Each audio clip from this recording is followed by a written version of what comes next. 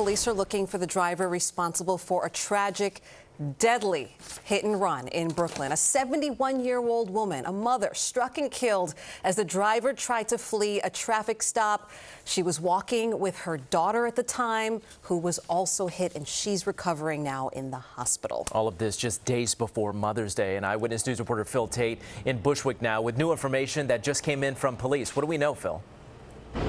Yo, Mike, right now police are trying to find the driver behind the wheel, who they say they were just trying to pull over before this fatal hit and run. Now, we're told that 71-year-old woman who died has now been identified as Juanita Vidal, and her 44-year-old daughter, who is listed in stable condition, has now been identified as Jessica Vidal. I spoke with a family friend just a short time ago, and she is simply in disbelief. Let's take a listen. When I found out yesterday who was the person that got hit, it made me scream because I know her and she's a nice lady, you know?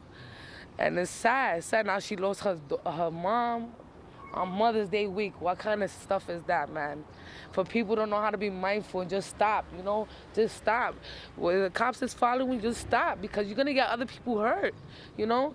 And two, officers too gotta understand, if you already have the plate of the car, of the vehicle, you could have went slow, act like the guy didn't see you going through, so you know this won't happen, because look, pedestrians get hurt.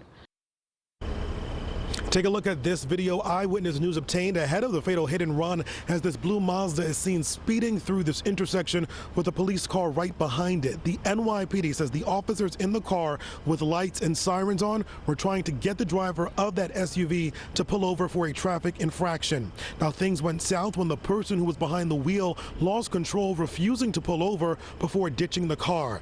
Now, take a look at the scene following the crash around 5 yesterday evening. Witnesses say the driver with Massachusetts plates took off running, and cops tell us it was a rental car. Well, police dogs searched the area and the Halsey Street L train station that he went into, but he couldn't be found. Now, we spoke with a person whose car was hit during this fatal crash, but it doesn't compare to the horrific injuries leaving one of these women now dead.